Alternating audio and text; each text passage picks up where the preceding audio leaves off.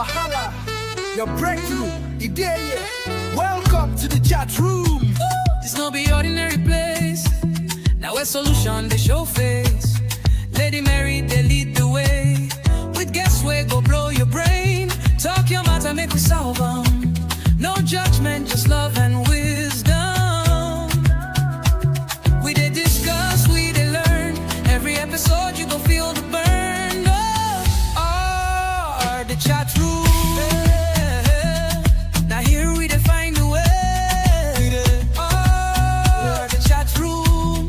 Oh yes, We go talk and clear, no delay. no delay. Oh, it's interactive, educative, informative, and unapologetic. Oh, the chat room. We unstoppable, no be lie. You, Hey, the chat room.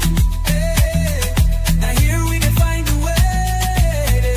We the chat room. We go talk and clear, no delay, no delay. It's interactive, educative, informative, and unapologetic. Oh, the chat room.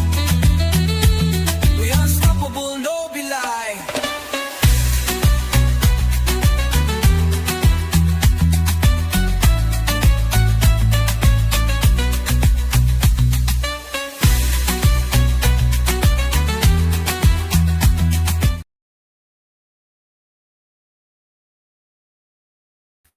Good afternoon, everybody. My name is LadyMary Boadu, and I am your host for the Chat Room, a platform dedicated to resolving daily life issues. Over here, we educate, we teach, and we are also always ready to learn. And if it's your first time joining us over here, every month we come up with a topic, and we make sure that we stay on top of that topic until we have exhausted or until we've gone into different aspects of that topic that is being discussed. And so today, I'm honored and privileged to have our very own Dr. Emmanuel here with us. He would do the introduction himself. And so without wasting much time, Dr. Emmanuel, you're welcome to the chat room. And thank you for honoring our invitation. It says you're on mute, so.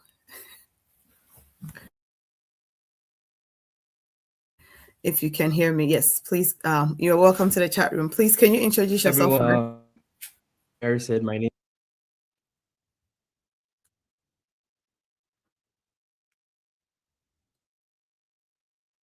Hi everyone, my name is Dr. Emmanuel Osei. Like Mary said, I am a pharmacist here in Columbus, Ohio. And so I'm glad to be here on the platform today to kind of help educate the public on some very important issues. So me.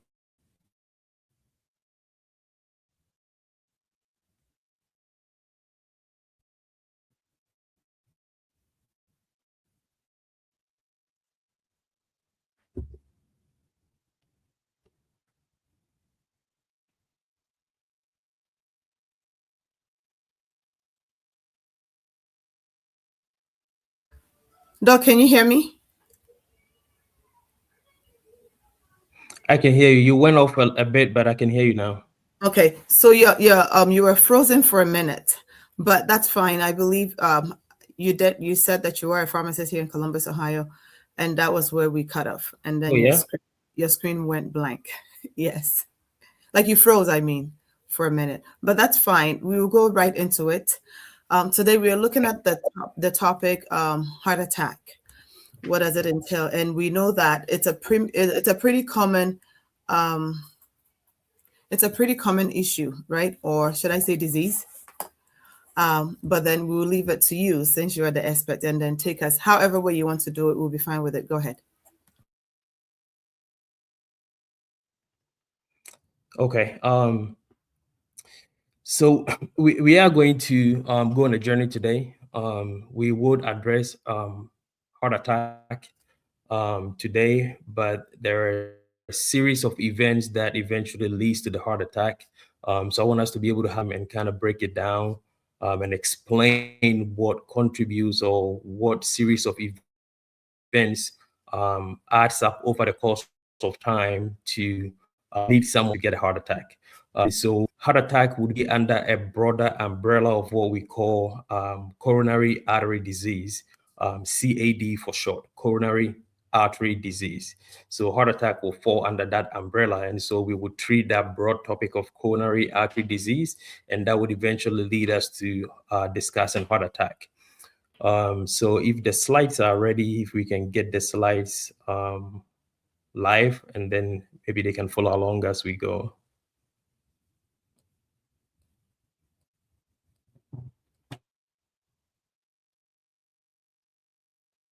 All right, so heart disease is a major problem here in the United States and around the world. Here in the United States, heart disease is the #1 killer of adults, and half of heart attacks happen before reaching the emergency room. So there are about 17.6 million Americans that are diagnosed with coronary heart disease. And then out of that 17.6 million, about 1.2 million heart attacks each year. So that is a very, very huge and massive number of people that are getting heart attacks every year. And then out of that 1.2 million, 800,000 heart attacks lead to people dying every year. And if you break it down per day, there are about 4,100 people dying every day from heart attack or heart disease. So you can see the impact that this is having in our society. So it's a very, very important topic That's a huge that we need number. to make sure we address. Yeah, I mean, it's huge numbers, but I think people don't know the extent or how bad like this is. It's even more than, number of people that are dying from cancer. Yeah. Wow.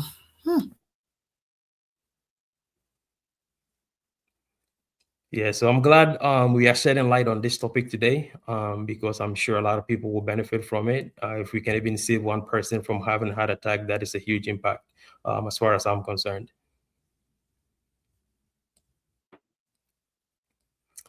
So like I said, heart attack falls under a broader umbrella called coronary artery disease or CAD. So CAD remains the leading cause of death globally. And it represents a spectrum of diseases, like I said, including #1, what we call stable angina or stable angina. And then we have unstable angina. So angina basically means chest pain. So under the broader umbrella of coronary artery disease, these are some of the diseases that falls under that umbrella. The first one is chest pain, or what medically we call angina. The second one is myocardial infarction. That is the scientific name for heart attack. It's called myocardial infarction. And then we have sudden cardiac death, or what we know to be cardiac arrest. So these are the three major disease states that fall under coronary artery disease that we will try and tackle today. So when we say coronary artery disease, also known as coronary heart disease, it's a condition that is characterized by the buildup of plaque inside our coronary arteries. Okay, these arteries supply oxygen-rich blood to our heart muscle. And then over time, the plaque buildup comprising of fat, cholesterol, and other substances. When we say plaque, these are the things that come together to form what we call plaque. Okay, so it's made up of fat, cholesterol, and other substances, which includes like calcium. And these are the things that come together to form what we call plaque. And the plaque can narrow or block the arteries, leading to reduced blood flow to your heart, potentially causing what we call like a chest pain or a heart attack. Okay, so some of the symptoms of angina or chest pain, most people would describe as having a discomfort that can feel like squeezing or fullness or pressure or pain in the chest. These are the characteristic symptoms of people that have angina. They will say like they feel like someone is squeezing their chest. They Yes. feel like fullness in their chest or pressure or pain in the chest. It can also be felt in the arms or the neck, the jaw, and the shoulder. So not only is the pain restricted to the chest area, for some people it can travel, to their arms, their neck, their jaw, shoulder, and back. And then another symptom of coronary artery disease will be shortness of breath, especially during exertion. So like during physical activity, people like easily get tired. And then another symptom is fatigue, feeling unusually tired, especially during physical activities. All these are symptoms of coronary artery disease. And then there's also heart palpitations, so irregular heart rhythms and skipped beats. All these are classic symptoms of coronary artery disease. Um, I don't know if there are not any questions, like I'll keep going. But if you have a question, you can Um, just prompt me, and then we can discuss it. yes, I have some questions in WhatsApp, but after this one, I'll go into it and then we look at a few questions. If that's okay, please. Go Okay. ahead. Okay. All right. So if we can, in order for what I'm saying to make sense, we are going to look at the cross section of an artery. One of the slides has the cross section of an artery. If we can put that on there, we can try and explain things. There is a huge artery that has been kind of cut in half. I think it's one of the early slides. I saw you put it up there before. It's early. It Let might be me slide number 2 or 3. you Yeah. can hold on. Let me go back. So if you want to go all the way up, Is that? yeah, that one right there. Okay. Mhm. Yeah, that one right there. So this is a cross section through an artery. Okay. The very outermost layer is called the tunica externa. That is the outside layer of the artery. And then there are 2 layers in between called tunica media. There is the elastic membrane, and there is the smooth muscle. So from the very outside, you have the tunica externa. As you move inside, you have the tunica media, which consists of an elastic membrane and a smooth muscle. And then if you go further inside, you have the tunica intima, which is also comprising of 2 layers. You have the elastic membrane and you have the subendothelial layer. And then in the very innermost layer is the endothelium. And this is the part of the artery that is in direct contact with your blood. Okay. So as your blood is moving through the arteries, the endothelium is the part of the artery that is in direct contact with the blood. And so when we talk about plaque building up in your arteries, where the plaque builds up is in the media and the endothelium. That is where the plaque builds up. And so usually what happens is damage to the endothelium will allow cholesterol to penetrate the endothelium and then gather in the subendothelial layer. When that happens, your body would produce white blood cells. And the white blood cells will try to break down or degrade the cholesterol, and it will form what we call foam cells. And then calcium will be recruited to the area. And then eventually this accumulation will form the plaque that would then begin to narrow um, the, the artery. So if we go back to slide number 1, Mary, if you can put slide number 1 on there for us, the very first slide that has the heart and the arteries. Okay, yeah. So if you look at the very first one, it says a healthy artery. So this is an artery that doesn't have any plaque buildup. You can see it's clear, and so your blood will be able to flow easily through the artery. There are no blockages in there. Now, when your cholesterol levels starts getting high, particularly your bad cholesterol, and it starts to accumulate in between your subendothelial layer. Gradually, you start to build plaque, and the plaque is the yellow substance that is in the artery. So initially, the plaque starts forming in there, and you can see the artery is beginning to narrow because the plaque is pushing your endothelium inside and it's narrowing the space for your blood to pass through. As nothing is done about it and the plaque continues to build, the arteries continue to get narrower and narrower, or smaller and smaller. And so when this happens, your blood now strives harder to move through the artery. And a lot of times that can manifest as pain in some people. Okay. And so eventually, sometimes what happens is you can think of the plaque as a pimple on the inside of your artery. The plaque can rupture. And when it ruptures, your body will try to fix it, and then it will form a blood clot. And a lot of times it is that blood clot that ends up blocking the artery, making it impossible for blood to move through. Okay. So I think this would be a good place to maybe take a pause, and if there are any questions, I can kind of take it. If not, then we can move forward. Someone says, so would this be the same case as heart murmur, where people experience heart murmur? Is it the same as that? So does it mean that the heart murmur, it's is it? Go ahead. Go ahead. Heart murmur, it's a different condition altogether. Can you expand on it if you would, please, Doc? That would help.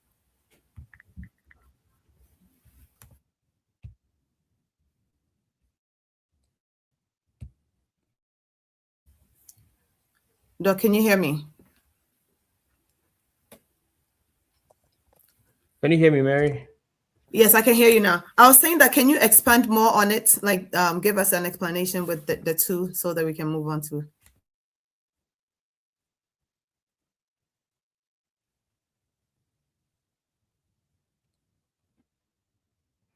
Yeah, so heart murmur usually is like sound that they would hear, through like when they use a stethoscope to listen to your heart. It is usually a sign of disease or like damage. Usually, like it could be with like their heart valves. So basically, there are two chambers of the heart. There is you have the left and the right chamber, and then you have the atrium and the ventricle. And between your atrium and the ventricle, you have your bicuspid and tricuspid valves, which allow blood to flow from from your atrium into your ventricles, and then also from your ventricles into your atrium, and then to the rest of the body. When these valves are not functioning right, it can produce that sound that they would then hear on the stethoscope when they listen to your heart. So I think I've heard doctors say heart murmurs are not that serious. Is that true?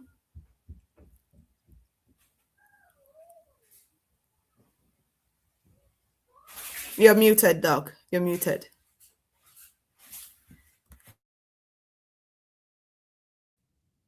Okay, can you hear me now? Yes, go ahead. Okay, all right. So yeah, like any disease, it depends on the extent of the damage. Okay, so if it's not that severe, they will tell you like, we know it's there, but we're just gonna keep monitoring it for now. But if the damage is severe, that it starts to impair like blood flow, then that becomes an issue that needs to be addressed.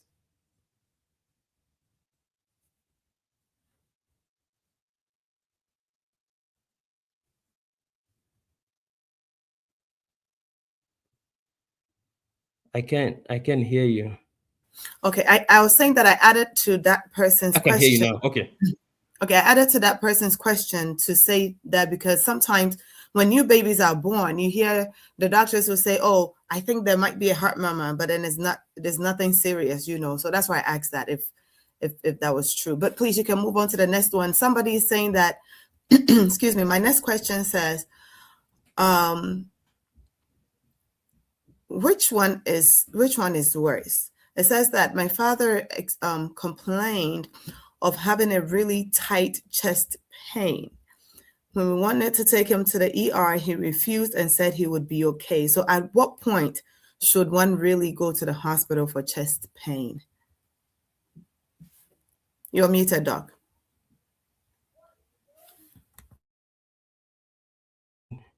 Okay, I don't know why it keeps muting me. All right. So yes, with the chest pain, like I said, I grouped it into two. There is what we call stable angina or stable chest pain, and we have unstable angina or unstable chest pain. Okay, here's the difference. With stable angina or stable chest pain, it is predictable. A lot of times when people get angry or high emotions can cause them to experience that pain. When they engage in physical activity, that pain can come. And when they withdraw from whatever activity that causes them to feel the pain will go away. And there are some people that would be given nitroglycerin or nitrates. And when that happens, they can take it. It will cause their blood vessels to dilate, and then the pain will go away. But a lot of times, stable angina is a disease in its initial stages. And as time goes on, eventually it can progress to unstable angina, which will not be relieved with either medication or stopping the activity. So when that happens, then it becomes serious. So it could be this person is in the early stages, which will be stable angina, but eventually it can progress to the point where the pain comes, and it might take a long time for the pain to go away. This is my own personal question. What do you do when you have one of those stubborn parents or individuals who would rather pray away the symptoms? They rather pray it away than I think it all comes down to knowledge and having an understanding of what is going on inside the body, right? If you understand what is going on, then you would be better informed on what steps to take. Okay. Please, we can go on to the next one. We'll come back to the other questions later. I wanted to leave the WhatsApp number in case someone wanted to, in case someone wants to send a private message. Please, if you are watching on YouTube or Facebook and you don't want to leave your comments under the live session, you can send a text or WhatsApp message to 614-706-2366, 614-706-2366, and I will read your comment, or you can leave your comment live under the session as we are ongoing. We will read or project your questions live so that the doctor can answer any questions that you may have. If you're just tuning in, you're welcome. This is the chat room, a platform dedicated to resolving daily life issues. Today we are talking about heart attack, and we have our very own Dr. Emmanuel Osei here with us. He's a pharmacist, and he is the one giving us all the amazing teachings. Doc, please go ahead.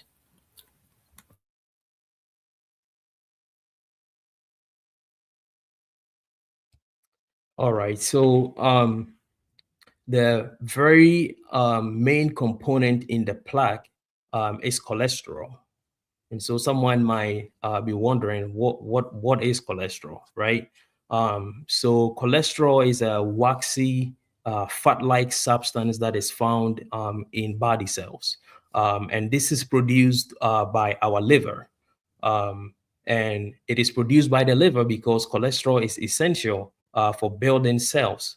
And then making vitamins and even hormones that our body needs. Cholesterol is a steroid. It forms the backbone of most of the hormones that our body produces.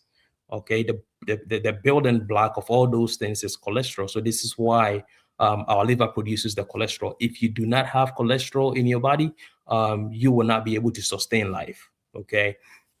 And so while cholesterol is necessary for the basic functions of the body, having high levels of that also becomes problematic. And the bad cholesterol is usually the culprit. The bad cholesterol, the LDL, low density lipoprotein, and it's cut in short as LDL. That is really what contributes to a lot of the problems that most people would have. And so LDL cholesterol is what forms the backbone of plaques. Okay, so key details about cholesterol. It plays an essential function. So cholesterol is vital for producing cell membranes, hormones, vitamin D, and bile acid for digestion. And then the sources of cholesterol, aside what our liver makes, we also get cholesterol. Okay, so your liver produces all the cholesterol, your foods like meat, poultry, and dairy. Also introduces cholesterol into our body. And there are two types of cholesterol. There is the good cholesterol, like I said, and there is the bad cholesterol. And what we call LDL, which stands for low density lipoprotein. And then we have the HDL, or high density lipoprotein. So whereas the cholesterol can build up plaque in the bad cholesterol from the blood into the liver for the liver to destroy the bad cholesterol. So this is why good cholesterol is very important, because it helps and destroy it.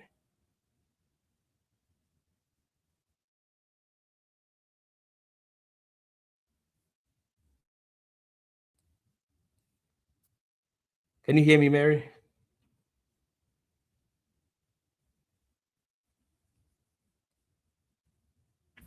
Yes, Doc, I can hear you now. Mary, can you hear me? I can hear you now. The line was Okay. Was it breaking up? It was. Okay, I'm not sure. Yeah, I know. I'm not sure what's happening. Okay. Okay, but it's good now? Yeah, you're good now. Okay, all right. Yeah, you're So good now. that is the little about cholesterol that I want to say. Now So you let's go got back real to the you got real endothelium. The you got endothelium is you got real choppy in now. the Can you hear me? contact with your blood. The line got real choppy when you were talking about the good and the bad. So I don't know if you want to just repeat that a little bit for us. Yeah, I can hear you. It was breaking up a little bit. Yeah, I was saying that. Can you touch back on the good and the bad cholesterol? Because that's where you kind of broke out real bad during that explanation.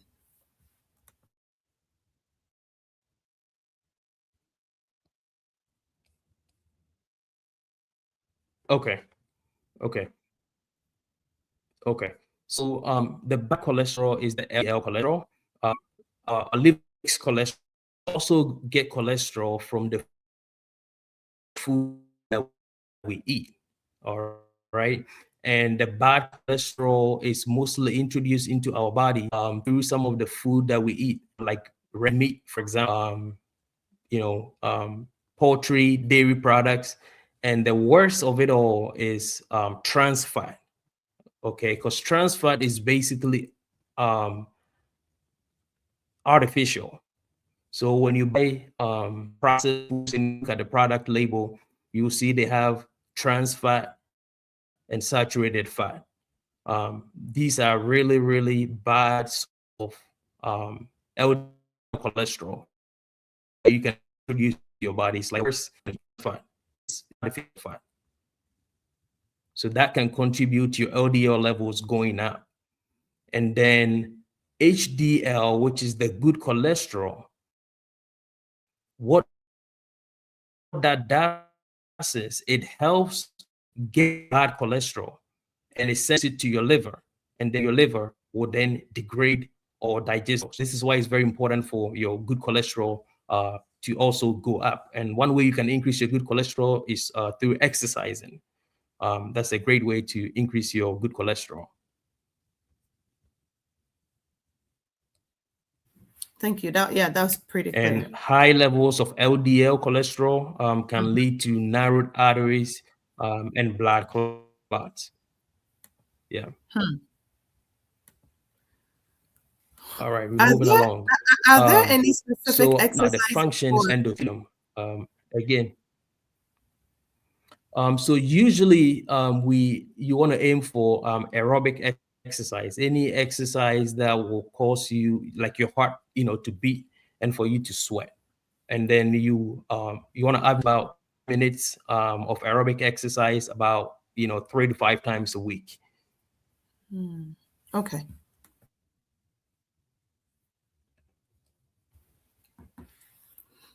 Please let me know if you want me to project anything, but we can move along now. All right. So epithelium, in which part of the artery that interacts with your blood, it roles and functions in the body. One of the things it does is it regulates contraction and relaxation of your blood vessels. Okay, because if you remember the different parts of the artery, there are elastic membranes in there, which allows your artery to be able to expand and contract to meet the pressures and the demand of your heart as your pressure. So the epithelium is able to do that, is able to contract and relax the artery. And it also reacts to changes in temperature as well. So for example, in the cold weather, your blood vessels in your extremities, which would be your arms and legs, can constrict to keep blood in your core. The warmer weather, they dilate or circulate. All this is mediated by your endothelium. Okay. One of the things it does also is to manage how much fluid travels from your blood into your tissue. Your endothelium regulates that as well. And then it prevents thrombosis and thrombosis formation of blood, and your endothelium can regulate that as well. Your endothelium produces what we call nitric oxide and procyclin, and these keep your fluid and prevent it from clotting when it shouldn't. Not produced properly, that's increasing your risk for, and that the endothelium plays your role in circulating properly the way it should. And so then we're going to look at what happens when your endothelium is not functioning, because when that happens, that's when we begin to see coronary artery disease begins to play out. Doc, can you hear me? Are we good still? Yeah, can you hear me? I just want to be sure that you can hear me. So we're going to take a quick commercial break. Endothelium is not doing what it's supposed to. Yeah, I can hear you. I can hear you. Yeah. Let's take a quick commercial break, and then there are questions, then we'll come back to it. Hopefully we'll have this resolved. We'll be right back. We'll take a quick commercial break. And okay.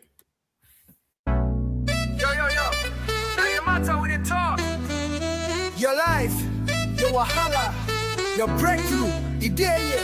Welcome to the chat room. This no be ordinary place. Now a solution they show face. LadyMary they lead the way. With guests we go blow your brain. Talk your matter, make we solve them. No judgment, just love and wisdom. We they discuss, we they learn. Every episode you gon' feel the burn. Oh,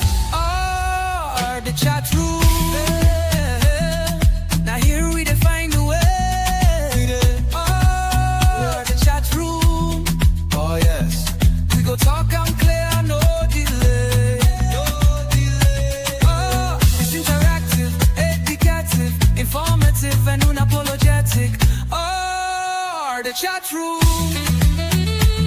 We unstoppable, no be lie. You, hey, the chat room. Hey, now here we can find a way. We the chat room. We go talk and clear, no delay, no delay. It's interactive, educative, informative, and unapologetic. The chat room. We unstoppable, no be lie.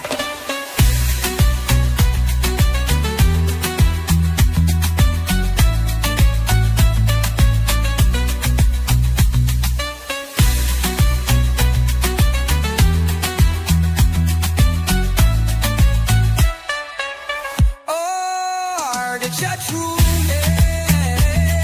Now here we define the way. The chat room. Oh yes. We go talk and clear, no delay. No delay. It's interactive, educative, informative, and unapologetic. The chat room.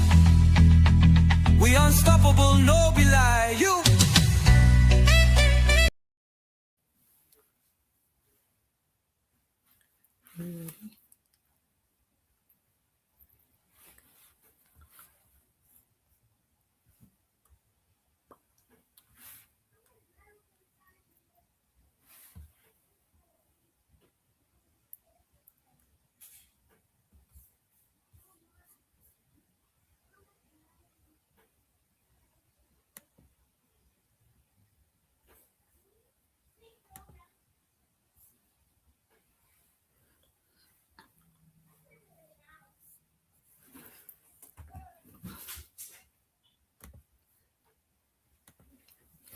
Thank you all so much for your patience. Thank you for watching.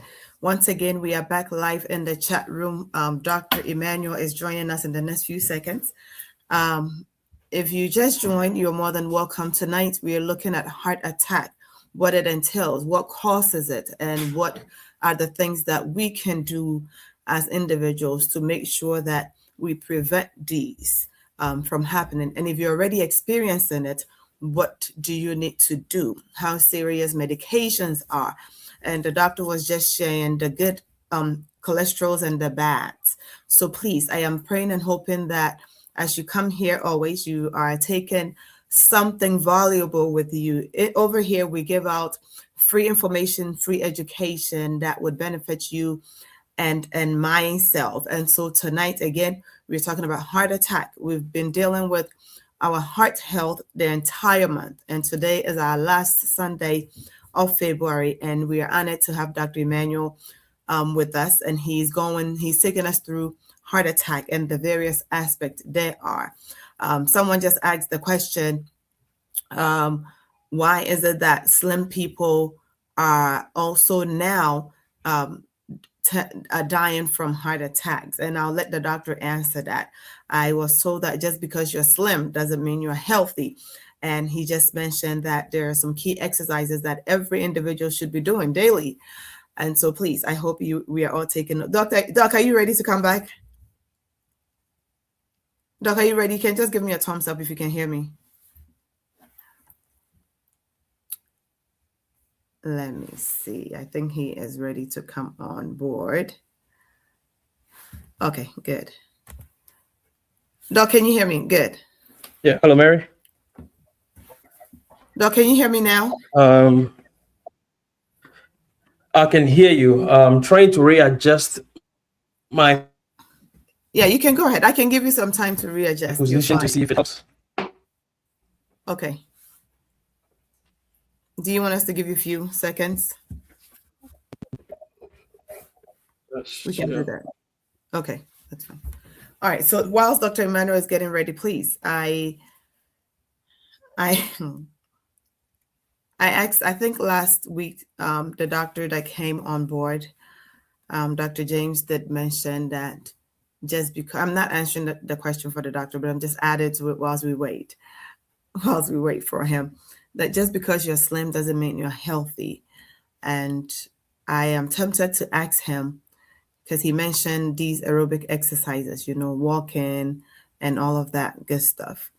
But then, why? I thought they said that, obesity, the people that are excessively obese are the ones that, are likely to have these heart issues, heart attack, and things like that. How come? We the slim people also have to be super mindful. And in any case, there's a question here that says, now we are being told not to eat meat and a whole lot of different things. So really, which is which? When Dr. Emmanuel come back, I would allow him to do justice with that question. I'm interested in that question as well. I'm stopping, certain proteins where, like beef, meat, and things like that, the goat meat and all of that stuff. How much is too much? I guess is my question. So when he comes back, Dr. Emmanuel, are you ready? Are you ready? Okay, good. So please, if you have your comment or question, you can leave your question right under the live session as we're going on. I will stop and do well to read your comments. But then if you want to send a private message, it's 614-706-2366, 614-706-2366. I'm going to try to see if Dr. Emmanuel is ready. Doc, are you ready? Are you ready? No. You're not. Okay. No. Okay. Yeah. All right, family. We'll be right back. Thank you for your patience. Yo. Now your matter with the talk. Your life, your wahala, your breakthrough, idea. Welcome to the chat room. This no be ordinary place. Now a solution they show face. LadyMary they lead the way. With guests we go blow your brain. Talk your matter make we solve them. No judgment, just love and wisdom. We they discuss, we they learn. Every episode you go feel the burn. Oh, the chat room. Now here we define the way.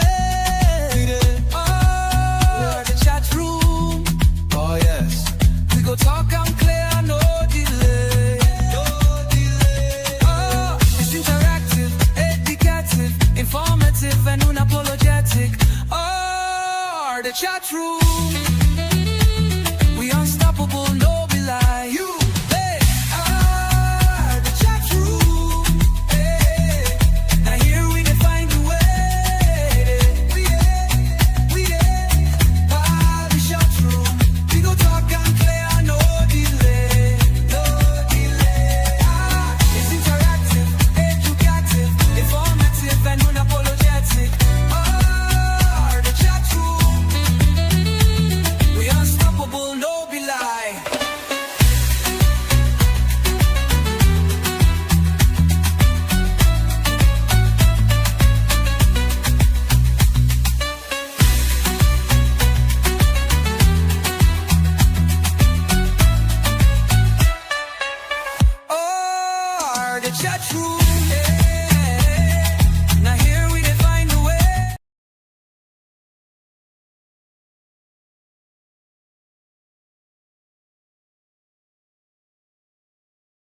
We are back in the chat room. Doc, are you ready? Are you ready? You're muted. Okay. Yeah. Doc, can you hear me? Okay, perfect. Can you hear me now? Yes, I can hear you now. I'm not sure. It could be our weather. The weather has really it's been something since this morning, so I'm not sure. And we both happen to be in the same state, so it could be the weather. I'm not sure what's happening. But please go ahead.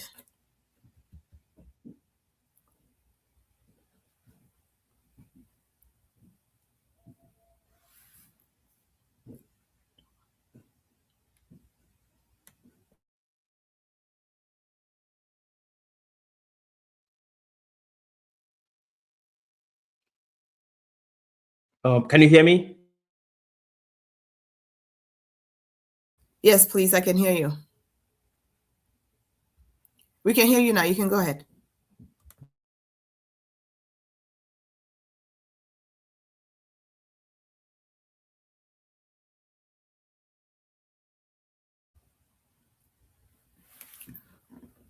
Doc, you're muted. Okay.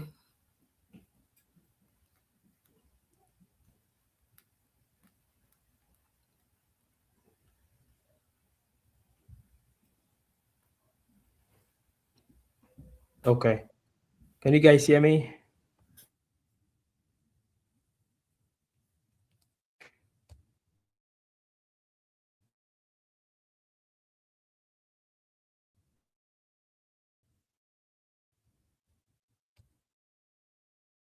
Mary, can you hear me?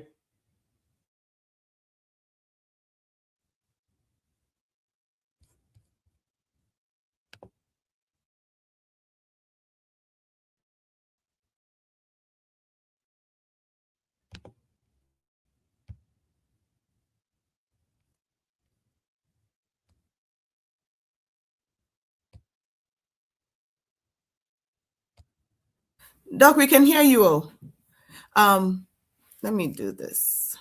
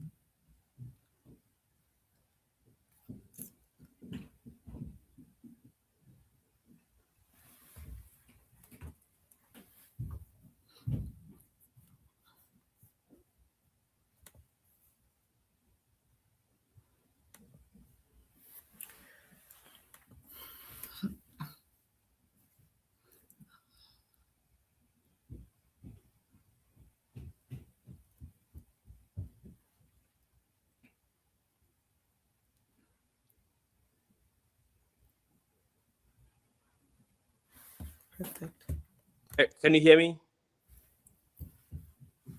Okay. All right. Perfect. Yes, let's go ahead. I know. I think I'm thinking it's the weather because it's been off. It's been bad this morning, since this morning. So that's fine. We can hear you loud and clear. Just let me know what you want me to project. Thank you. And thank you all for your patience. We appreciate you for waiting on us. Doc, go ahead. Okay. Now there's one more thing I have to do. I have to try and.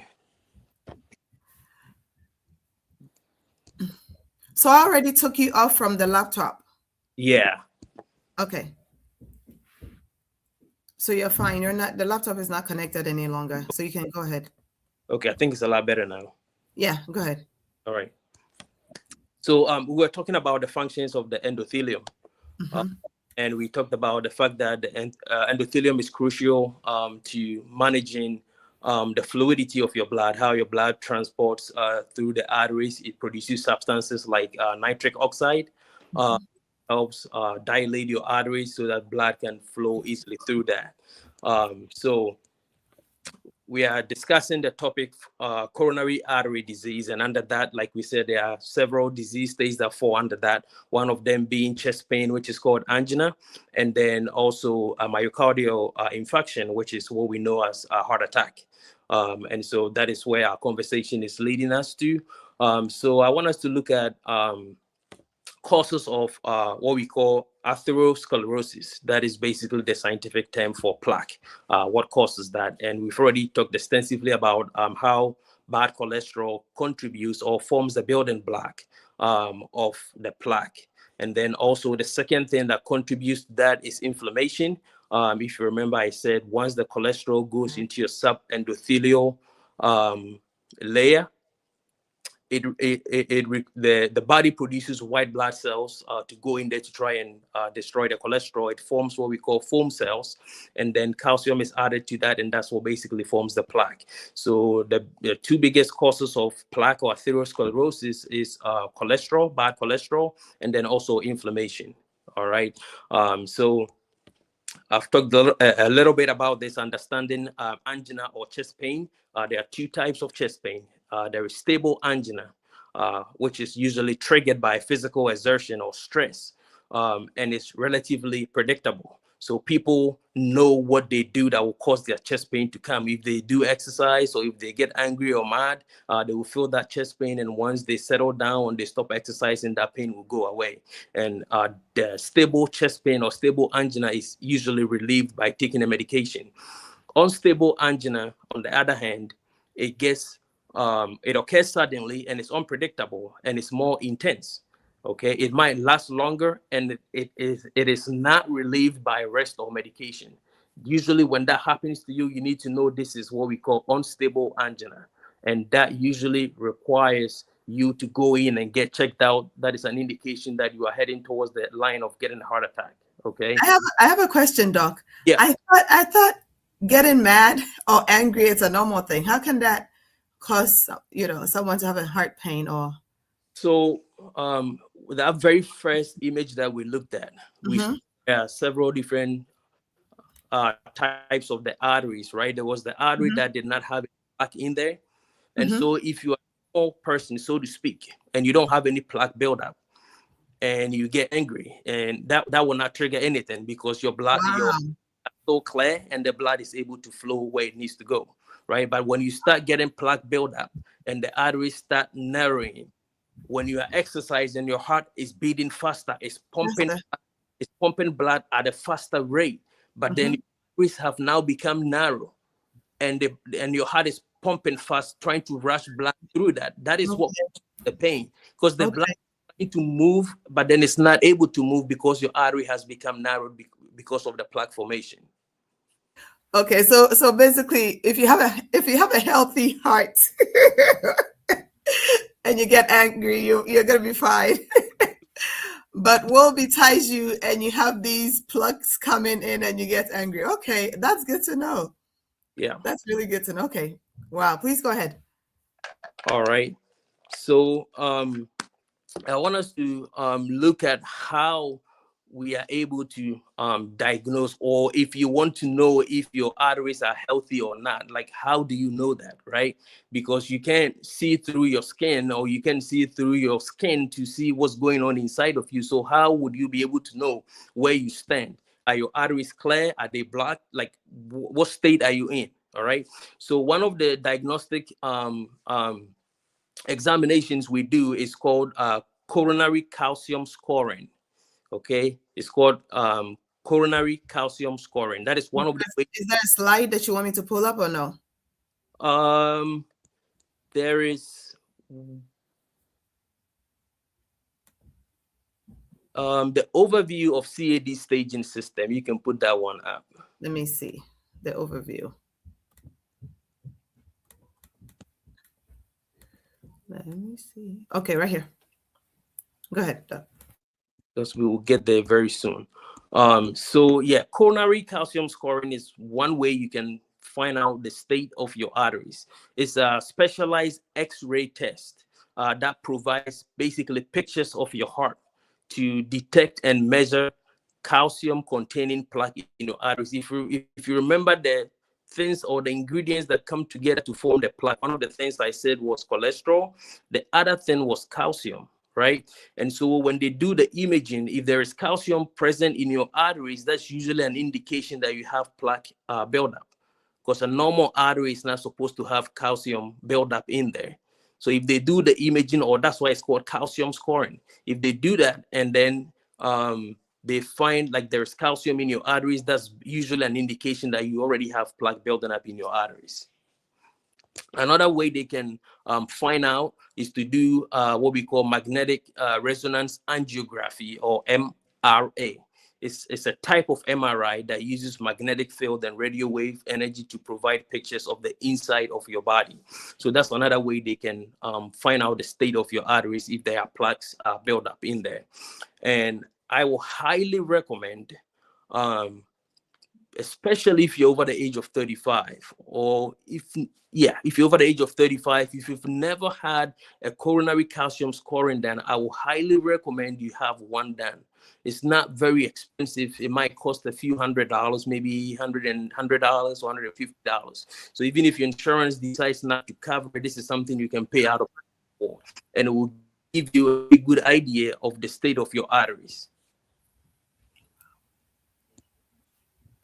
All right, so I want us to look at some risk factors. What are some things that put you at risk for developing coronary artery disease or plaque buildup? The first thing, we've already gone over some of these things. I'll try to be quick so we can make up for the time. Is high LDL, so basically high bad cholesterol. When you do your annual checkup and they do blood work, if you come, they tell you you have high cholesterol, you need to be serious and pay attention, okay? Because that would be one of the risk factors for developing plaque in your arteries. The second risk factor is high blood pressure. And then if you're a smoker, that also puts you at risk for developing plaque. And then diabetes is a risk factor. Obesity, if you're obese, that is another risk factor. And then high stress levels. If you're somebody that is constantly under stress, that is also a risk factor. And then unhealthy diet. If you're somebody that just eat anyhow, you eat like processed food, junk food, that is also a very high risk factor. And then if you have a family history of coronary artery disease, if you have a family member that died in their 20s or 30s of a heart disease, that's usually an indication that might be something that runs in the family. Okay. And then aging. As we get older, we all know things start to fall apart. Okay, so especially after the age of 65, that would be a risk factor as well. And then when it comes to gender, males have a slight higher risk than women. Okay, and then if you're somebody that consumes a lot of alcohol, that is also a risk factor as well. So overview of CAD staging. So basically, there is a system in place for us to know how bad your plaque buildup is. So we have stage 0. And in that very first picture, that was the clean artery. There was nothing in there. That would be considered stage 0. So stage 1 is when there is mild plaque formation. They will usually recommend lifestyle modifications, and then they will continue to monitor it. Stage 2, you have moderate plaque buildup or accumulation, and that will put you at increased risk. At this point, they might start you on some medications like a statin. So they might put you on atorvastatin, simvastatin, cholesterol lowering drugs, basically. Once you get to stage 2, they might start intervening and putting you on medications.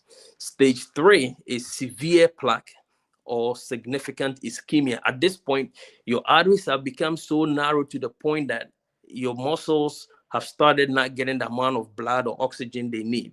Okay, so this is high risk, and then urgent intervention is required when you get to this stage of stage 3. So we are moving along. Well, there's a comment on WhatsApp that says, can he provide maybe some natural eating habits maybe that can help us reduce? Help reduce cholesterol? Okay. Yeah, so you have to eat meals that are heavy, like basically fruits and vegetables. And then you want to cut back on red meat as much as you can. Eating dark chocolate has a lot of good chemicals in there that also kind of helps with your heart health as well. Dark chocolate, not like the one that's been mixed with sugar and caramel and all the other stuff, but like the pure dark chocolate.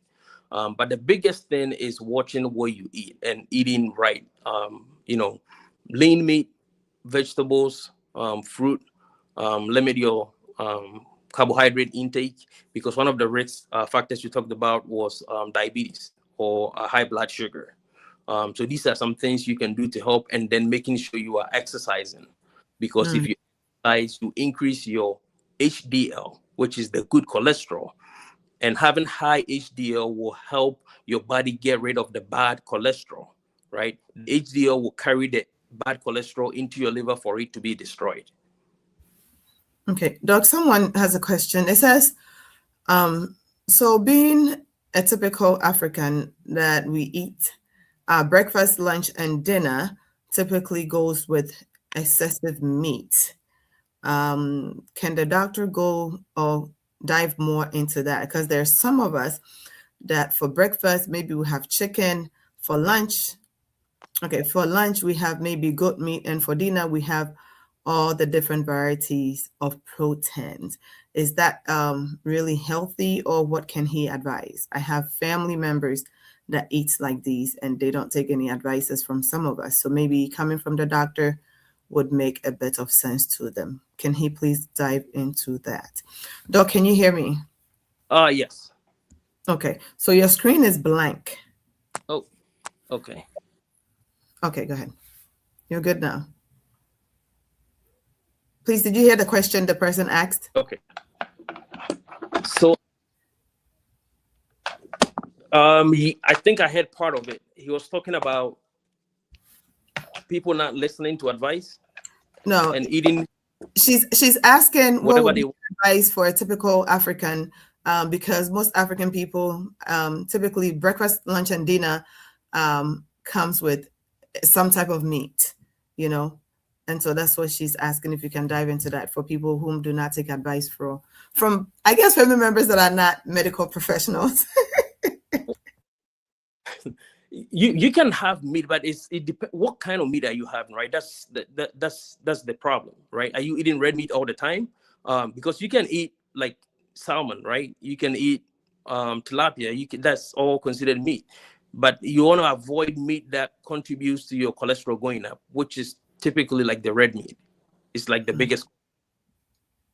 So to piggyback off the questions that lady is asking here, you know how generally Africans would eat, and like she said, we have all type of meat, the assorted type of meat, and so is there portions, you know, that we need to take in, or what? Because if you're eating, let's say breakfast, you have meat, lunch, you have meat, and like you said, it depends on the kind of meat, and we all know either goat, deer meat, lamb meat, all these different types of meat, chicken, and the rest, right? Some would have chicken, goat meat, beef, and so on at the same time.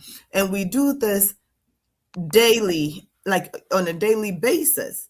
So I guess is that how the impact, is that how it starts? Because I mean, granted, most people, I'm sorry, I'm not speaking for everybody, but with what I know, don't eat vegetables. But we eat excessive meat, fish, chicken, and all of that. So I guess to piggyback off the person's question, how much should we really take in? Whether it's chicken, beef, goat meat, and like I said, there are people that would have excessive. We have snail, we have goat meat, we have dried fish, we have, I mean, all kinds of stuff on one meal. And this is on a daily basis. So I guess that's just to piggyback off what she's saying. Yeah, you can eat fish every day, all you want. And I mean, that's fine. But you can eat red meat every day. Yeah, if you eat it occasionally, like, I mean, that's fine. But you can have beef like with breakfast and have goat meat with lunch and then have grass cutter for, like, you can do that. You'd be surprised, Doc. Yeah, people do it, but go ahead. Yeah, you can do that. But occasionally you can have that, you know, that's fine, but it can be part of your routine. You can eat lean meat, like, you know, poultry or like a chicken and turkey.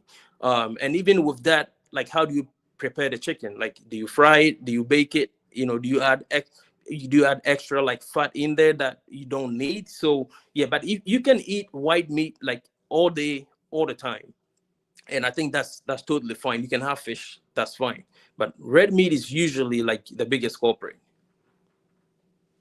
Sure, thank you. We can move on along. Thank you. All right.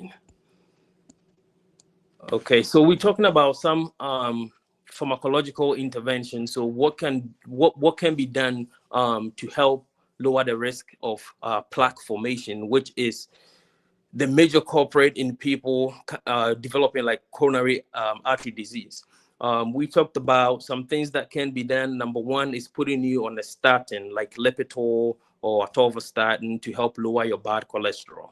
Many a times, when people go do their lab work and their doctors tell them like their cholesterol is high and something needs to be done about it, they are afraid to go on a medication, which is totally understandable, right? Nobody wants to be, taking medications for the rest of their life, basically. But the other side of the equation of not taking the medication is the plaque continuing to grow, which would eventually lead to a heart attack, and we will address that later on in the slide. So the question is, would you rather take the one medication now that would lower your risk of developing plaque and lower your risk of having a heart attack, or would you decide not to take the medication and just keep living the way you live in and see what happens down the road? And we will address that. We'll come back to that. So pharmacological interventions, they can study on medications to help, again, lower your cholesterol, to reduce your chances of the plaque continuing to grow. They can also put you on blood pressure medications if your blood pressure is high, to help lower that, because blood pressure is one of the risk factors as well. And then if you're somebody that is prone to having like blood clots, they can put you on a medication to help lower your risk of your blood clot. And all these are things that they can do with medications to kind of help. Now, when you get to stage 3, which is severe plaque, and your some of your organs are beginning to be affected because they are not getting enough blood flow and they are not getting enough oxygen, there are some procedures that can be done to kind of reverse the situation. There are two that I would like us to look at. The first one is what we call coronary artery bypass, or grafting. In the medical field, we call it CABG, C-A-B-G. So this is somebody that has plaque buildup in their arteries to the point that it's affecting the blood flow, and some organs are beginning to be affected. Very good. I like that one you've put up there now. So we are going to look at what is coronary artery bypass and why they do it. So if you look to the left side, you see an artery. In the beginning, we looked at the cross section of the artery, and I told you that the plaque usually forms between the subendothelial layer and the endothelium. So if you look at this picture, where the plaque has been formed, it's not directly in the endothelium, but it has formed beneath the endothelium, within that space. That is where the plaque is. And it has protruded into the endothelium, blocking the flow of blood, right? So when we get to this level, sometimes what happens is the plaque would rupture, like a pimple would rupture. And your body will try to repair it by forming a clot. When the clot forms, it blocks the artery completely, and there's no blood going or coming. So at this point, any organ that is further down from where the blockade is not getting any blood. And if the organ is not getting blood, it means it is not getting oxygen. And so then that organ, eventually, if nothing is done, that organ will shut down and it will cause damage. If this happens around your heart, then this is where we call it a heart attack. So a heart attack is basically a plaque that has ruptured and the body has formed a clot around it. And so now the artery is completely blocked and there is no blood going to that part of the heart. That is what we call a heart attack. And so what they can do then is, on the right-hand side, you see there are two blue arteries. What they have done is they have bypassed the area that is blocked by connecting downstream of where the block is directly to the aorta, which is where the blood will usually come from to supply the rest of the heart. So they have bypassed that blockade. That's why it's called heart bypass surgery. I don't know if I'm making sense. If not, I can try and explain it further. No, you're making sense. I just it's pretty scary. Yes. Yes, it is. So on the right-hand side, you see that very long blue line, right? There is a plaque that has formed in one of the arteries. Now, the artery that supplies blood to the heart is called the coronary artery. So your heart pumps blood to every other organ in the body. But the heart also needs blood, and it also needs oxygen in order to function. So in addition to pumping blood to every part of the body, the heart also pumps blood to itself so that it can also get oxygen to function. And the arteries that deliver blood to the heart itself are the arteries that are called the coronary arteries. So coronary arteries deliver oxygen-rich blood to the heart itself. Okay. When there is a blockade in the coronary artery, which means the artery that is supposed to supply blood to the heart, when that artery blocks, you have a heart attack, because now the heart is not receiving oxygen, the heart is not receiving blood. And when the heart does not receive blood, the cells begin to die. This is why it is very serious. When your heart stops beating, you are dead. So what they will do is they will harvest an artery or vein from any part of your body, and they will use that to make this connection, bypassing where the block is and connecting it directly to the source of the blood, which will be usually your aorta. When your heart pumps the blood and is sending blood to the rest of the body, the blood goes through the aorta and then it branches off to different parts of your body. So the goal of the coronary artery bypass or CABG is to treat coronary artery disease, right? We want to restore blood flow when one or more arteries are blocked. And that would reduce chest pain or angina, and it will help prevent heart attack. And how it's performed is a healthy artery or vein is taken from another part of your body, and then that vein or artery is then called a graft. So that graft is then connected to the blocked coronary artery, and then the blood is rerouted through the graft, bypassing the blockade. Wow, that's a lot. It is a lot, yeah. So then I guess the question will be, why not do it right to begin with? Why not eat right to begin with? Why not factor in vegetables to begin with? Last week when we were doing this, a question came up as Africans walking a lot, like people in Ghana, Nigeria, and the rest. We find that we walk a lot.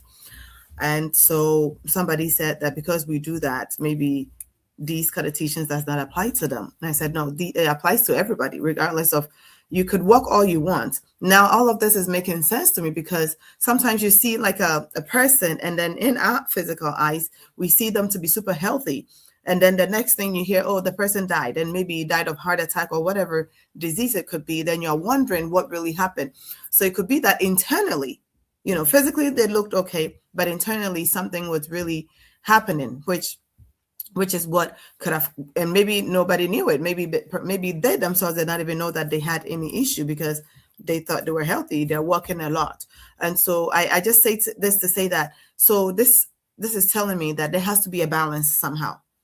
There has to be a balance. And so I am taking from this that it is better to maybe eat right, do the right exercises, cut back things that are not necessarily, so that we don't have to get to a place.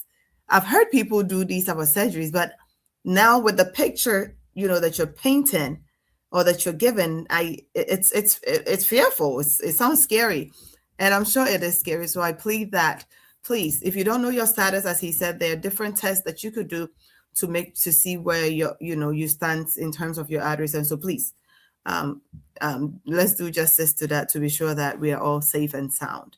I don't think anybody, after hearing this, would want to go through this process. But Doc, please go ahead. Okay. So one thing I would like to say is, once you understand what I've just explained with the plaque formation, a lot of other disease states will begin to make sense, because it's basically the same thing, but depending on which part of the body or where in the body it happens, is given a different name. For example, when you have arteries in your brain, okay, when plaque builds up and that artery occludes, that would then be called a stroke. So when you hear that someone has gotten a stroke, what that means is the artery that supplies blood to the brain, there has been a blockade in there. And so the brain, therefore, is not receiving oxygen-rich blood. And so then we will call it a stroke. So this can happen not only in the heart, but pretty much any part of the body. There is what we call peripheral artery disease, which is when people get blockades in their legs or in their limbs. So when this condition happens in your legs, then it's called peripheral artery disease. If it happens in your brain, then you have a stroke.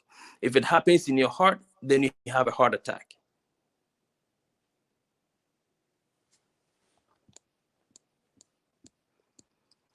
So, so this is coronary artery bypass we've just gone over. The other intervention they can do is what we call PCI, or percutaneous intervention.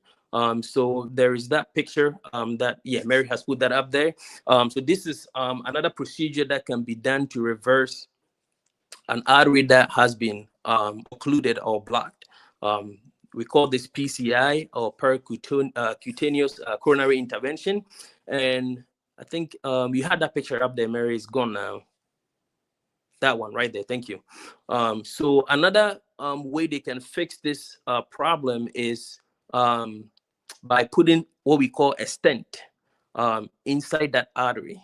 And the way they do that is they'll make an incision in your groin or thigh area, and they'll put a catheter through there, and eventually make its way into your heart. And then they will do imaging to find, which artery is blocked. And then there are two things they can do. Some of the catheters have a balloon at the end of it, so they will inflate the balloon to push that plaque back to open up the arteries again and restore blood flow. Or they can put in a stent. So if you look at the image, the first one shows the catheter that has been threaded into that artery, and then they inflate the balloon, and the balloon will then press on the plaque and then open the artery again. All right. And then another way of doing this is to leave a stent in there, because with the balloon, when they do that, there is the tendency for the plaque to come back again. All right. But if they leave the stent in there, the stent is left in there permanently. Okay. That is supposed to open the artery and keep it open. But one thing about the body is anytime you introduce a foreign object into your body, it tries to fight it. And so they will put medication on this stent. So this will be what we call a drug-eluting stent. So the stent has coatings on it, okay, that has medication in it that kind of tries to help fight your body from, like, basically engulfing the stent.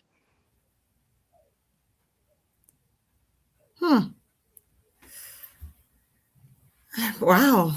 So these are the two procedures. I mean, with the PCI, which is the percutaneous coronary intervention, usually they will do this surgery like a day, and you can sometimes, if everything goes successfully, you can go home like the next day with the PCI. But then they have to keep you on medications to prevent your blood basically from sticking to the stent. They'll put you on an anticoagulant or an antiplatelet to keep your blood fluid. That way it doesn't like clot around the stent. Okay, Doc, we're going to take a question from Daddy. Okay. He's watching all the way from Germany, and I know it's late there now. Daddy, thank you for tuning in, Mr. Daniel Ado. So it says that this is good education. How can those in our country citizen get to hear? There are a lot of stroke in Ghana now, etc. from Germany.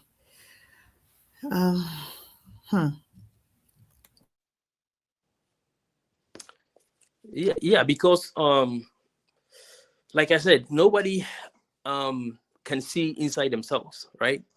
So people have no idea what is going on inside their arteries, right? And so then they would say, oh, now Nario, and then you know. And so it's very important for you to do your annual checkups and make sure you're doing your your blood work. And if they do tell you your cholesterol is high, you need to pay attention. And like I said, I would recommend that if you're over the age of 35, you need to at least get like a calcium scoring done to see if there are any plaques that are, started building up in your arteries.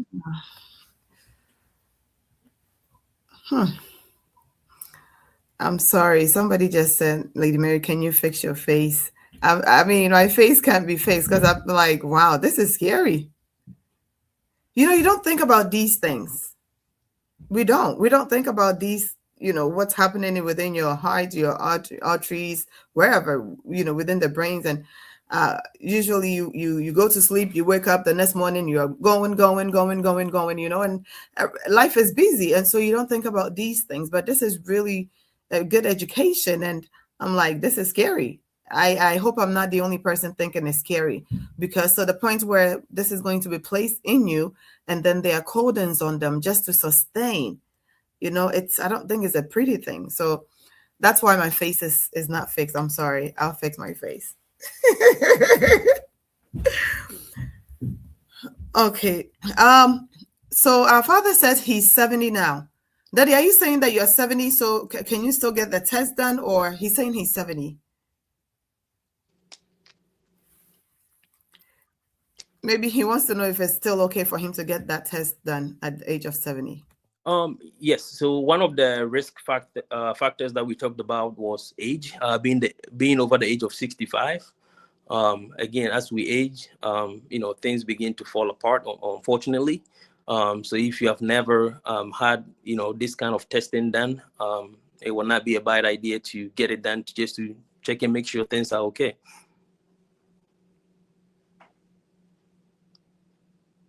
Please, we can go ahead. We can move on. Wow. All right. So we're moving along. So again, we were talking about the broader topic of coronary artery disease, and we have learned that there are so many diseases that fall under that umbrella.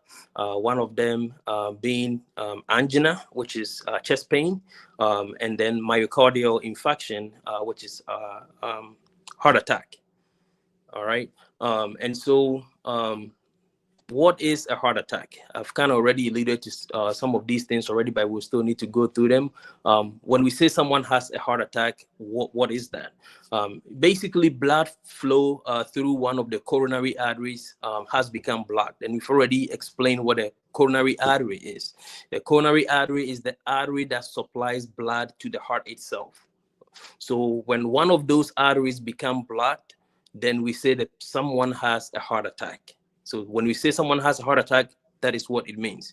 One of the arteries that is supposed to supply blood to their heart has plaque built up to the point that it is now blocked. And so the heart is not receiving the blood that it needs to receive. And so we will say the person has a heart attack. Heart attack, again, blood flow through one of the coronary arteries have become blocked. Heart disease is a heart disease which can lead to a heart attack. So basically, it is the plaque formation that leads to that heart attack eventually. And this develops over time as fatty deposits narrow the coronary arteries, right? Restricting blood flow to the heart. So this is a picture of your heart, okay?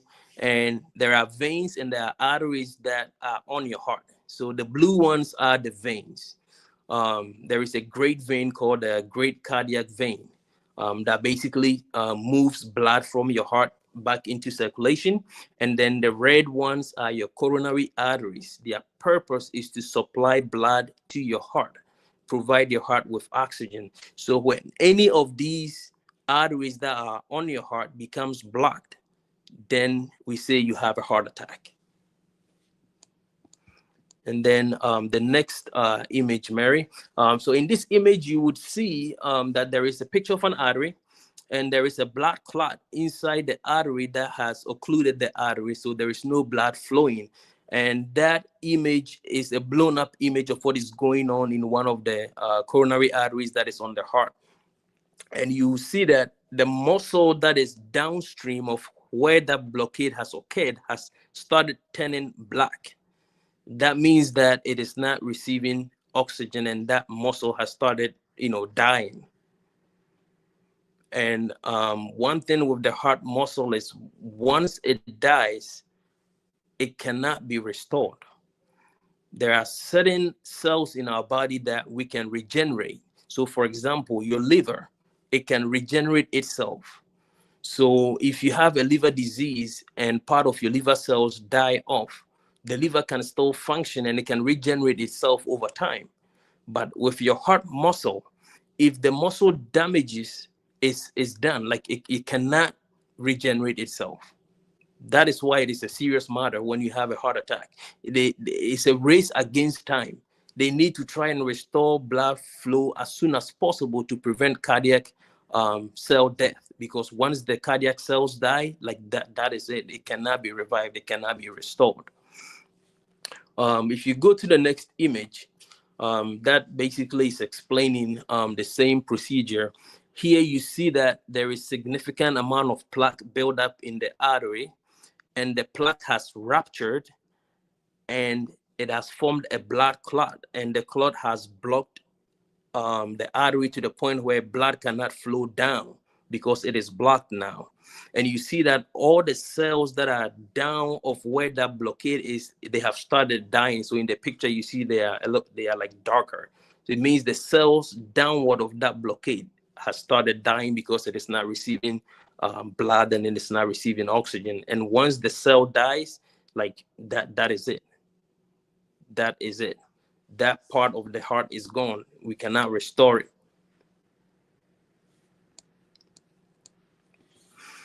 So a heart attack happens when something blocks the blood flow getting into the heart. When this happens, the heart doesn't get oxygen it needs to work. So there are different types of heart attacks. We will focus on the two main ones. There is one we called STEMI, STEMI. Basically, when they do an EKG on your heart, it develops the sinus rhythm. And so if the ST section of that sinus rhythm is elevated, we consider that an ST elevation myocardial infarction. Basically what that means is there is complete blockade of the artery. There's no blood flowing through. So when you say someone has a STEMI heart attack, it means the artery is completely blocked. The other type is called NSTEMI. NSTEMI basically means it's a partial blockade. The plaque has built up, it has narrowed the artery, but it's not completely blocked. There's still a small amount of blood that is able to move through, but it's not enough. So that would be an NSTEMI type of heart attack. So there are two types of heart attack: a STEMI, which is complete blockade, and the NSTEMI, which is a partial blockade of the artery. Classic symptoms of a heart attack: you will see severe chest pain, tightness or pressure or squeezing sensation. If you look at the picture, you see the lady has put his hands on the chest. That's a classic sign of a heart attack. Feeling the tightness, the pressure, and the squeezing sensation. There's usually pain or discomfort in other parts of the body. Classic will be the upper body. So the arms, pain that radiates through your arm, your back, your neck, your jaw, or stomach. That will be classic signs and symptoms of a heart attack that is impending. People would experience shortness of breath even without chest pain. So there are some people that might not have the chest pain, but they will just experience shortness of breath.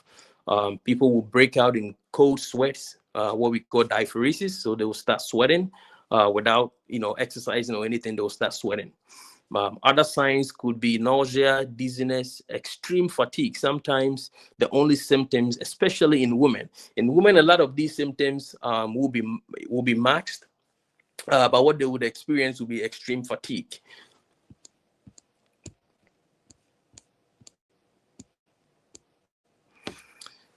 So heart attack warning signs, we've already gone over most of these. Again, chest pain, it could be an ache, burning, pressure, tightness, shortness of breath, left arm pain, jaw pain, neck or back pain, nausea, vomiting, feeling weak, lightheadedness, or faint. All these are classic signs and symptoms of a heart attack. And then what is a heart attack really like?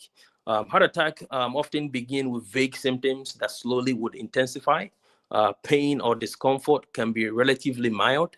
and the symptoms may come and go for hours and or days. So sometimes the symptoms will be on and off. It comes and goes. Heart attack in women.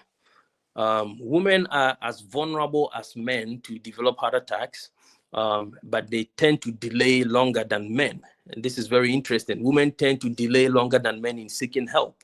Women are likely to experience shortness of breath, fatigue, nausea, vomiting, back or jaw pain.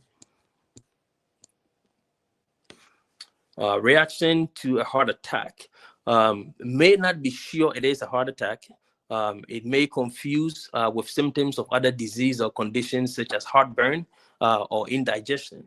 And then they may ignore symptoms or take a wait and see approach, which is very dangerous. A lot of times that is what lands people in trouble, because when the pain comes and it goes, they think they are okay, but then things are not. Delaying can be deadly. Like we said, time is of the essence. We need to get you into the hospital as soon as possible if it is a heart attack, because the longer you wait, the more damage you cause to the heart muscles, and it is irreversible. We cannot reverse that damage. So it's always better to be safe than sorry. Early recognition is key, and we've gone over some of the early onset signs and symptoms. About 85% of heart damage occurs within the first 2 hours of blockade. This is very significant. Just imagine 85% of heart damage occurs within the first 2 hours. So when your arteries become occluded or blocked, within the first 2 hours, about 85% of heart damage will occur within that time span. So if you're not able to get you to the hospital as quickly as possible, if it passes 2 hours, by the time they get you in there, almost about 85% of heart damage has already occurred. And then within 6 hours of blockade, there is usually total damage. Within 6 hours, total damage. It means your heart is damaged beyond repair. So we'll look at some non-modifiable risk factors. So what are some things that put you at risk for developing a heart attack that you can't really do anything about? So those will be considered non-modifiable risk factors. One of them will be age. So like we said, as you get older, things begin to fall apart. You can't really do anything about aging. We will all age at some point. And then family history. This will be genetics. If you are genetically predisposed for heart conditions, you can't really do anything about it. But if you know, then something can be done about it earlier on. And then gender, we said males are more prone to heart attacks compared to women. And then ethnicity. And then there are some risk factors that you can do something about. So some of those would be high blood pressure, high cholesterol, smoking, diabetes, lack of exercise, poor diet. All these are choices that you can make. These are things that you have an impact on to lower your risk of getting a heart attack. So by focusing on healthy choices, we can make a positive impact on our well-being. Importance of calling 911. If you suspect a heart attack, you have to call 911 immediately. Like I said, time is of the essence. You do not want to drive yourself to the hospital if you think you're having a heart attack. You do not want to drive yourself to the hospital. Call 911 and let the emergency team come over, because as they are transporting you from your home to the hospital, there are certain life-saving things that they can do to prevent further damage whilst they transport you to the hospital, because not every hospital is equipped to do the things that we talked about. One, CABG, coronary artery bypass, right? And then percutaneous coronary intervention. Not every hospital is equipped to do that. And you may not, if you decide to drive yourself, you do not know that the hospital that you're going to, if they have the capacity to do that or not. But the 911 or the emergency team, they will be able to make contacts with the hospitals and know which ones can perform these procedures, so they can help you. All right, so we are almost wrapping up here. What are some of the key components of post-MI care? So basically, after you have had a heart attack, what happens, right? What is life looking like after you've had a heart attack? Earlier on, we talked about the fact that when some people are told that they have high cholesterol and they want to put them on one medication that can prevent them from getting a heart attack, they don't take the medication because they don't want to be put on a medication. Now, if you don't do that and you end up having the heart attack, after they've done the interventions they need to do, at a minimum, you are going home with at least 4 medications. And these are medications you cannot decide not to take, because if you decide not to take them, you end up back in the hospital with another heart attack. So would you rather take one medication that will prevent you from getting a heart attack? Or would you rather have the heart attack and then have to take 4 medications? That is a question that you have to answer for yourself. So after you have a heart attack and they discharge you, they're going to put you on an antiplatelet. Basically, aspirin will be considered an antiplatelet, something to keep your blood from clotting. That is one of the medications they'll put you on. Number 2, they'll put you on what we call a beta blocker. A beta blocker, what it does is it slows down your heart. That way you're not putting too much pressure on your heart. Okay, because a lot of times if you have a heart attack, part of your heart might already be damaged. And so we don't want your heart to be overworking. So they'll put you on a beta blocker to slow down your heart. That way your heart is not overworking. They will put you on a blood pressure medication called ACE inhibitor. An example of that would be lisinopril. So again, we want to keep your blood pressure in check. But one thing that lisinopril also do is prevent what we call cardiac remodeling, basically preventing changes in your heart. So they'll put you on that medication, and then they'll put you on a statin, which you refused in the beginning. Now you don't have a choice. You would have to take it. So you be on a statin, and then they'll put you on what we call a mineralocorticoid receptor antagonist. That's another medication that they'll put you on. And then on top of that, you have to do cardiac rehabilitation. So they will structure exercises for you to do to kind of keep your heart healthy. So that's one thing you do. And then you would also have to modify your diet. So if you avoided modifying your diet in the beginning after the heart attack, you will not have a choice, but you would have to do it anyway. So you might as well do it now. That way you don't have the heart attack. Wow. If you're a smoker, I don't blame No, you go ahead. to stop smoking. Go ahead, Doc. All right. So I think we will touch on this. This will be the last one, and then we can wrap up. I give people a visual representation of when we talk about someone having like a open heart surgery, like what it is. So if you can put that picture up there for me, Mary, I'm not sure. I think that should be in your slides. It says, what is open heart surgery? Keep going. Keep going. Yeah, right. No, you went past it. Yeah, right here. Yeah. Okay. Thank you. So when we say someone is having an open heart surgery, if somebody has a heart attack and they need to do an open heart surgery, they are literally sawing your chest open. Okay. They cut through your sternum. They saw it and they open up your chest. And then they will connect your heart to their heart-lung machine. So basically, while they are doing the surgery, this heart-lung machine is circulating blood throughout your whole body, and it's also breathing for you. If anything goes wrong with the machine, that means you are dead. Because basically the machine replaces your heart, because they have to stop your heart so they can work on it to repair whatever needs to be done. So anytime they're doing an open heart surgery, they literally cut your chest open, stop your heart and connect the pumping function to the heart-lung machine, which will circulate blood throughout your whole body and also maintain like your oxygen exchange as well. And then they will do whatever repair that they need to do. And then after that, they will close your chest up and stitch it up. And there is a very long road to recovery after you go through such a massive procedure. So what we're talking about today is not something to take lightly. If you don't do what you are supposed to do, you could end up on the operating table like that. And so we need to really take these things seriously, take the advice doctors give us, and modify your diet if you need to. Make sure you are exercising, do what you need to do, play your part, and make sure you don't wind up on the operating table.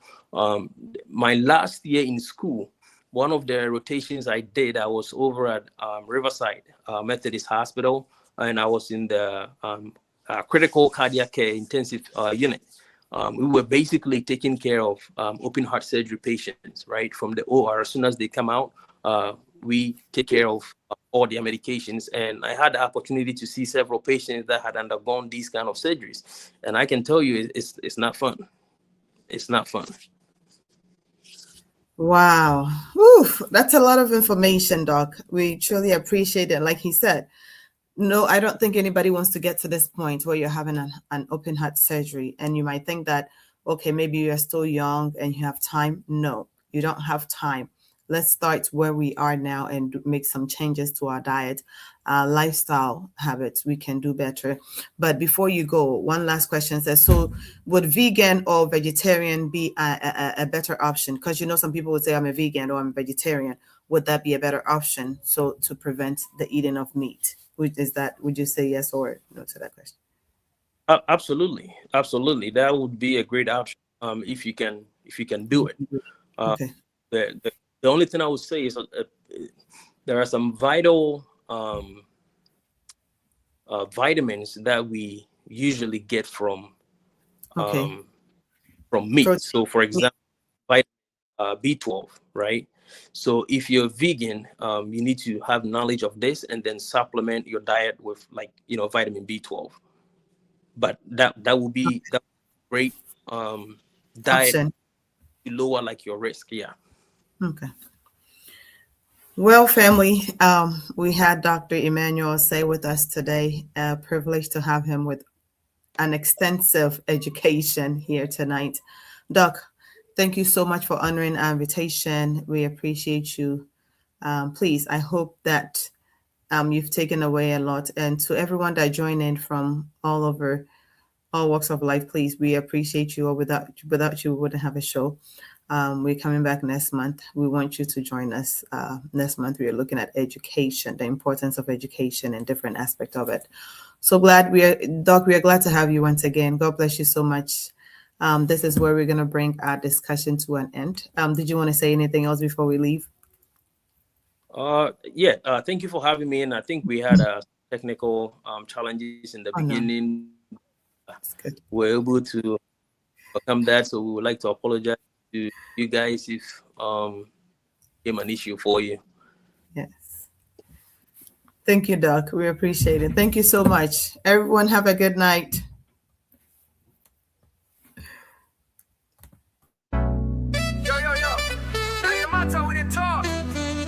Your life, your wahala, your breakthrough, idea. Welcome to the chat room. This no be ordinary place. Now a solution they show face. LadyMary they lead the way. With guess where go blow your brain. Talk your matter make we solve them.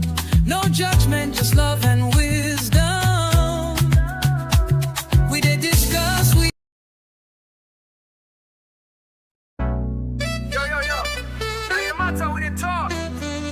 Your life, your wahala, your breakthrough, idea. Welcome to the chat room. This no be ordinary place. Now a solution they show face. LadyMary they lead the way. With guess where go blow your brain. Talk your matter make we solve them. No judgment, just love and wisdom. We they discuss, we they learn. Every episode you go feel the burn. The chat room. Now here we define the way. The chat room. Oh yes. We go talk and clear, no delay. It's interactive, educative, informative, and unapologetic. The chat room.